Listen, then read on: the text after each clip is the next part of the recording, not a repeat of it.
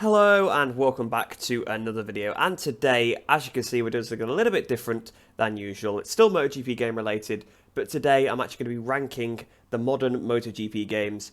I just randomly decided that this could be a fun video to do. Actually looked it up online. There is actually a tier list for it. I will leave a link to it in the description so you guys can go do it yourself. You could do a response to this or whatever. So yeah, I'll leave a link to it in the description. And of course, before we get into this, it is my opinion, so you might disagree, and I haven't played all these games, so there's some that I haven't played that I probably won't rank. Maybe I'll try and give them a bit of a rank based on what I've seen of them, and games they're similar to, because obviously a lot of the games are quite similar, especially in the olden days. Year on year, they didn't change an awful lot, just the new bikes, and that was about it.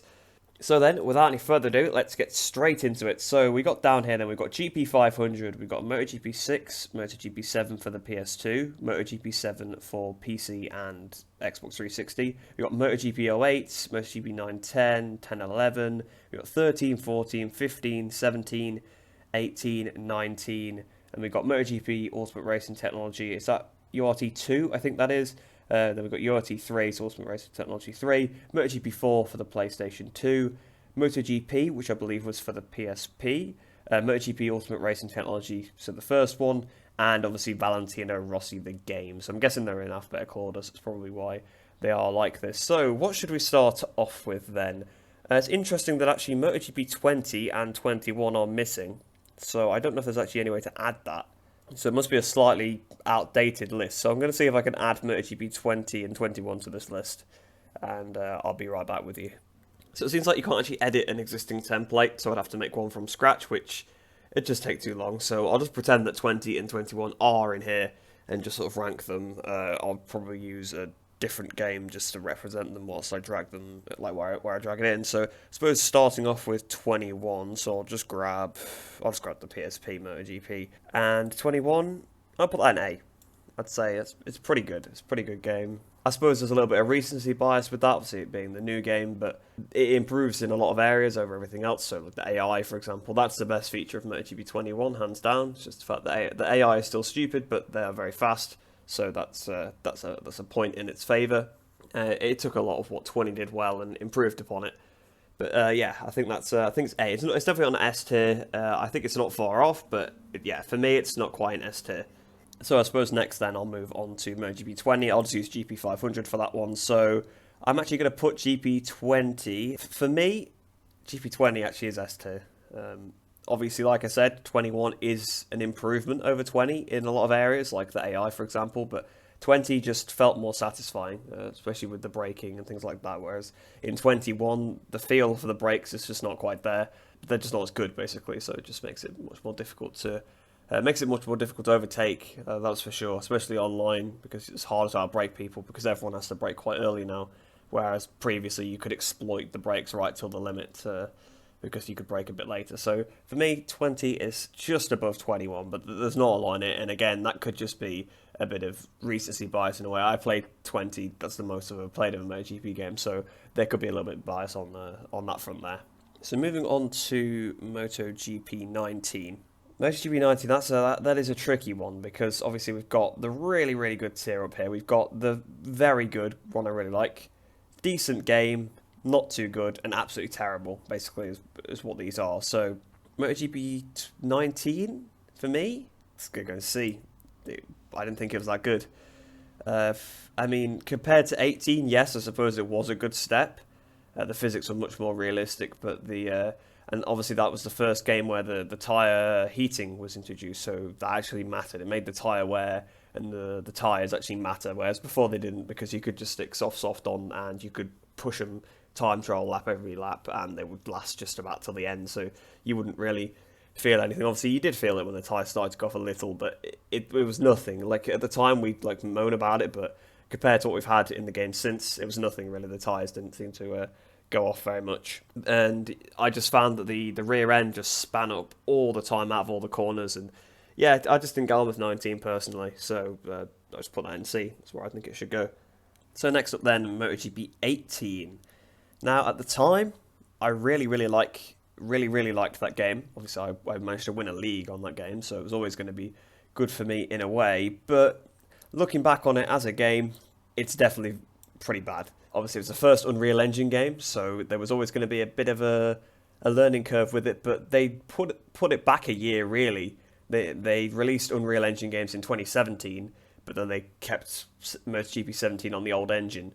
And we kind of expected a bit more, but it was quite lackluster though. There wasn't a lot of like extra content or anything like that. A lot of weird decisions as well. You could only play as your custom rider in the team you're in career mode. So if you're in the Moto 3 class and you wanted to do a quick race as your own rider, you had to do it in the Moto 3 class on the bike you were in career mode, which I kind of see like where they're coming from with that, but it just seemed like a very, very odd choice considering that a lot of people probably maybe want to play online with their custom rider. And again, you couldn't do that. Well, you could, but you had to be in the correct team. So let's say you were still in Moto 3 and your career mode or Moto 2, and you wanted to play MotoGP online with your friends as your own rider, you just couldn't do that. Obviously, that's a very minor thing compared to the abysmal physics that are in that game, just completely arcade. I bet they were a good 5 seconds a lap quicker than real life, at least. I would have thought probably even more.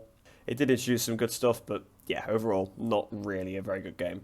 So MotoGP 17, I did touch on that briefly, the last game in the old engine, and to be honest, compared to the previous games in that engine, it was a good step. They improved the audio a lot. I think they learned some stuff from using Fmod with Unreal Engine when they were making other games like MXGP for Unreal Engine 4. It helped them understand those tools a lot better, so they made the sounds really good in 17. The physics, they actually finally fixed a really annoying issue that we will come on to later, it will get brought up. But they finally fixed that annoying issue with the physics. So for that, I think I'm going to put it in good. I think overall it was a pretty good game. More for the fact that it was quite impressive. Like, it was the last hurrah with the old engine, and they really pushed it to its limits. It's an old engine, so it was very, very impressive. They fixed a lot of issues, and yeah, to be honest, it was a pretty good game, I would say. I had quite a bit of fun with that. So I suppose if we're going in order, the next one actually would be Valentino Rossi the game. Now, this is an interesting one. As a concept, absolutely fantastic. Adding all this extra content. I mean, if you don't like Rossi, then it probably wasn't that good for you, but you still had the 2016 season, so that was a reason to pick up the game, even if you weren't a fan of Rossi or the Academy or whatever. But the idea of you being an Academy rider in career mode, working your way through, and you had that central little hub and like with all the bikes and stuff like in the office, it was pretty cool. Obviously, there was all the flat track stuff. There was rally. There obviously was the R1M, which was very similar to the MotoGP class, to be honest. So there was all the different Academy events you could do, and then there was the drift events as well. And then I think they actually went through and added some more through DLC. I think they added like remote control racing cars. I don't think I ever tried that, but I know that they did add that. So they had a lot of cool ideas with that game. But that's about where it stops. Other than that, it had obviously a lot of features in that way, and you could tell they'd spent most of the development on that, because really, other than that, it was exactly the same game as MotoGP 15 in terms of feel, really. They had an opportunity to change the physics quite a bit since it was the start of the Michelin tyre era and stuff, but yeah, they didn't. So I would probably put it in the same tier as 19. I know that seems a bit harsh, and I'm sure there's people in the comments that are going to be going fuming because I've put the Rossi game down towards the bottom, but in my opinion, the concept was great. It wasn't executed that well, because a lot of it, like stuff like the rally and the drift, handled atrociously. To be fair, the flat track was pretty good. R1M obviously was basically just copy-paste of the MotoGP class anyway, so it was a bit different, but they couldn't really mess that one up. They just basically made the bikes a bit slower than the MotoGP bikes, and that was about it, really. So moving on to MotoGP 15 now, and back to that little issue I was speaking about when we were doing 17. It is also present in Valentino Rossi the game, but I thought I'd mention the criticism I had with just that game specifically for that, and then we could talk about the ones that cross over with both. Now, if you played MotoGP 15, you probably know exactly where I'm going to go with this, but the rear end was terrible. Into every single corner, the rear end would step out for absolutely no reason whatsoever, and there was some annoying animation where your rider would sort of get pinged out of the seat, and he'd be grabbing on the bars with his hands, and his body would be over one side of the bike, both legs sort of dangling to the side, a bit like Nicky Io a few years ago coming out of the chicane at Assen, basically like that. But it happened so frequently, it was just frustrating, it was infuriating. I remember there was quite a lot of glitches with that game as well, and as well, it wasn't a very big step from 14, especially graphically. I think this was the interesting era where they were kind of transitioning away from the Xbox 360, PS3 onto the PS4, Xbox One, and obviously that helps PC version as well, because PC version could be better. So I think that's why 14 and 15 are quite similar, because I think they were making that step up to the next gen, and those games were also available on the last gen, so I think that's what held it back. But graphically and in terms of features, there wasn't a lot added. I think there was like Beat the Time might have been something they added, which was just basically just a time attack mode. Yeah, it's not really that much of an incentive. I think they added some more historic content, but that was DLC. But MotoGP 15, I'll put that in the same tier really as 19, Rossi, and 15 obviously, because I've just put it in there. So yeah, I think that belongs in the same tier. Very similar to Valentino Rossi the game in terms of my complaints with it, mainly just down to the physics. Few issues. Obviously the AI at this point were atrocious, but that's the same for basically any game up until 20, to be honest. I mean 21 even. So moving on to MotoGP 14 now, and even though I said obviously it's not a big step from 14 to 15, 14 is probably better because it made a big step from 13. You got to look at it relatively like that. It's like, yeah, it might have had similar features to 15 that I've just put down in the lower category, but it made those features first. They added the real events, the historic events, I believe was in that game, or that might have been introduced in 15. It's a little bit foggy because it's a good while ago now. It's kind of scary, but yeah, it was a good few years back. But yeah, 14 compared to 13, which was obviously the first MotoGP game we'd had in a few years, made a good step. So I think put that in the same class as 17. Pretty good game. Wouldn't say too much more than that. The front end was a bit dodgy, and I think that's what they tried to fix in 15 and went too far the other way. So you could tuck the front very, very easily. Sounds a bit of a pain, but I think when they tried to fix that in 15, they broke the rear end. But anyway, on to MotoGP 13. 13, it's difficult to place it, because obviously if you compare it to the others, like 14, 15, it's not that great, but it was the first game in a long time. Obviously they're making a new base, because you couldn't really base it on their last game, because I think Milestone last made a MotoGP game in 2008, so they weren't going to base it off that. I think 13 was more based off Superbike Generations. Had a lot of cool features. Obviously it had the magazine articles that you could look at, so it just, like always, the winner of the MotoGP Racing Career Mode was always on the front cover of the magazine, whether that was you or whether that was Rossi, Marquez, Pedrosa, Lorenzo, Dovi. So that was quite cool. You had the fan system, so you gained fans as you went through the championship. And yeah, I mean, really, it was the first MotoGP game in a while. You had all three classes from the outset, so that's always good. It released in the same year as the season it was actually based on, which sounds a really stupid thing to say, but before that wasn't the case. They used to release the year after. So I think 13, just for that, all the stuff it added, it can go in A tier alongside MotoGP 21, because it was a big foundation game. It made huge strides, and yeah, I mean, the MotoGP games would be completely different today if we didn't have 13. So then, I guess next up is MotoGP 10, 11. Now, this is the weird era where there was actually only console-exclusive MotoGP games. So there was no MotoGP game on PC from MotoGP 08 all the way to 13. So these are just PS3 and Xbox 360 games. I'm not going to waste too much time on these, to be honest. Obviously, we're doing 10, 11 first. Put that in the not too good category, because the physics were pretty bad, and the take on the game was a weird formula as well. It was like almost like an arcade machine. That's what it was more like a lot of the modes pushed at you were arcade machines, so like arcade style modes. So you'd be riding around, but you'd have a time limit at the top, and it'd be like, get to the next checkpoint before this time limit runs out. And it's like, well, this is not a realistic sports game. This is an arcade machine. So it was an interesting take. But you know what, actually, yeah, you know what, I'll put it in D, because the physics weren't very good. There was that weird arcade take on it, which, admittedly, I went back, I think it was 9-10 actually, that I went back and played last year, but it's almost the exact same game, not going to lie to you. Obviously, this game also didn't even release in the same year, it released 2011. Did have 2011 DLC, to be fair, and it was free, so you didn't have to pay for it, so that was good.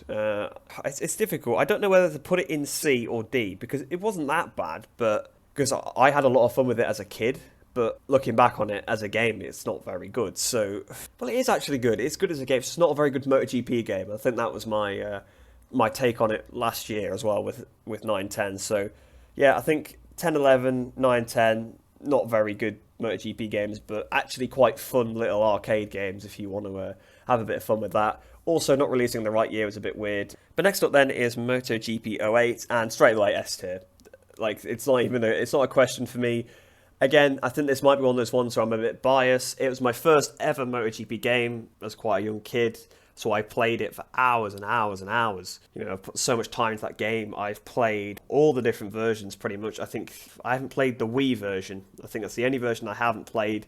And the Wii version is basically the same as the PS2 version, so I guess I kind of have. Oh, I haven't played it on PS3 either, but that is the same as the 360 version.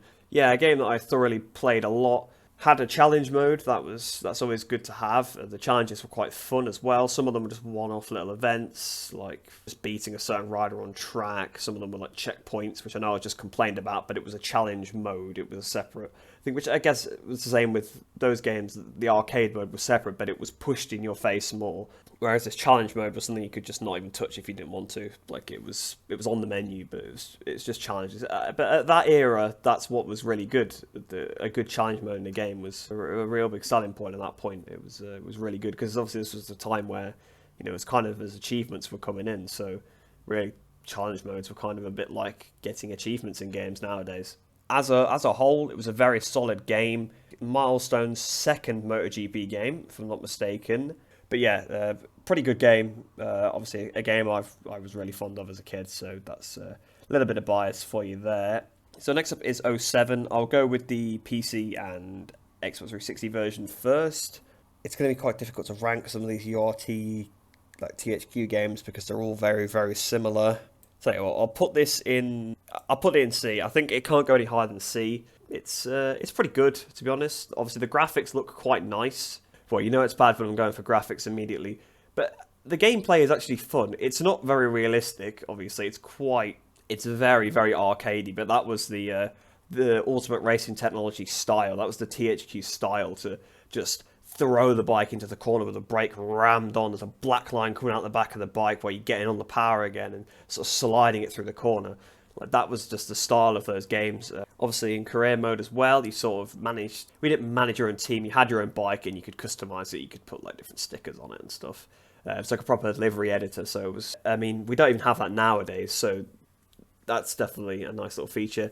And they always had these really. It was really weird. They had these random like made up classes to go alongside MotoGP. I can't remember what they were called now. I think they might have been called Extreme, and they were like road courses. What that has to do with MotoGP, I have no idea. Why that and not 125s and 250s, beyond me. But yeah, that's why it gets put in C. Just they were never really my cup of tea, the style. But I have enjoyed playing them a little bit over the years. The MotoGP 6, again, very, very similar to MotoGP 7, but to be honest, it's going to go in B purely because it has 2 different seasons on it, which is pretty cool. I'm not sure exactly when it released. I would have thought 2006. I don't think it was 2007. But it had the 2005 and 2006 season on it, and you can change that on the fly. So that's what puts ahead of that. Like 7 is very close to being a good game. Like I'll be honest, it's not bad at all, really. When you compare it to these 3 games, I don't think it's unfair because these 3 games all have their own merits and are pretty good. It's just they're not as good as the other games. So then that pretty much leaves a couple games for me left to do because I haven't played any of the Ultimate Racing Technologies other than these 2, which technically aren't actually the Ultimate Racing Technology series. But same developers, same engine, they are the same. They are one and the same. It's just the branding was different. So we've got MotoGP 7 on the PS2 now. Very, very, very similar to MotoGP 08 in a lot of ways. But because they only developed it for the PS2, it's a little bit primitive compared to MotoGP 08. And the PS2 version of MotoGP 08 is a copy-paste of this game, basically. But you can see where the inspiration for things started, and they improved it going forward into MotoGP 08. I think that can probably go in the good category as well. It's my favourite of the 2 MotoGP 07s. Again, similar to MotoGP 08, had a good challenge mode. I guess that's enough to win me over. I don't have a lot to say. It's quite similar to MotoGP 08, to be totally honest. It's obviously it's very clear that especially the PS2 and obviously Wii versions are based on MotoGP 7, but the PC, Xbox 360, PS3 versions of MotoGP 08 are definitely separate, their own thing.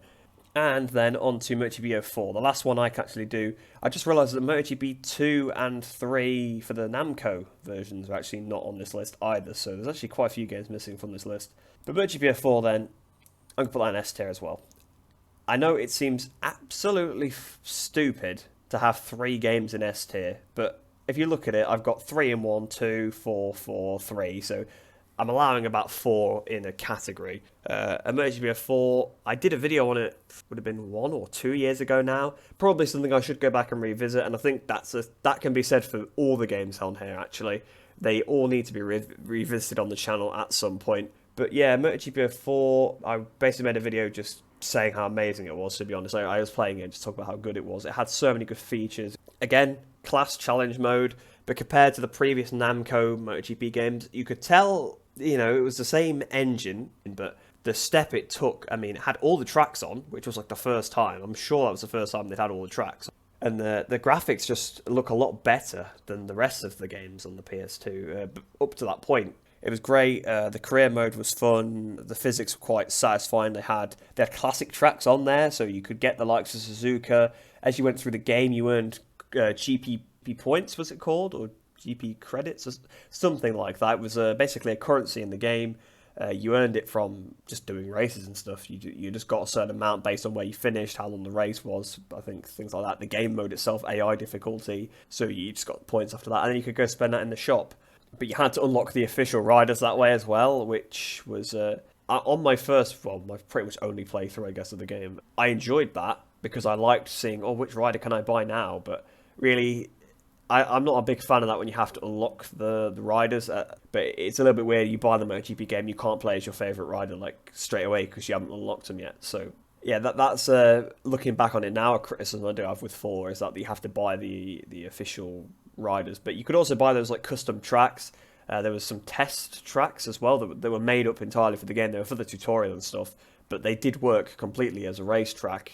But that pretty much brings it to an end then for the amount of games I could rate. I mean, I guess I could use URT 2 and 3 as the Namco PS2 games, so yeah, go on then.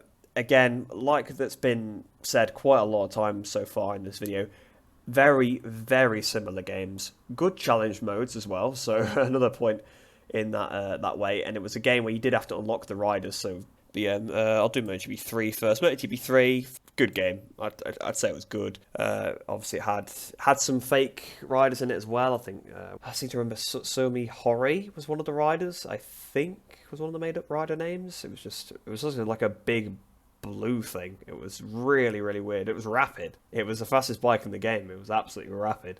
Obviously, the criticisms of those games would be I don't think all the tracks are on them.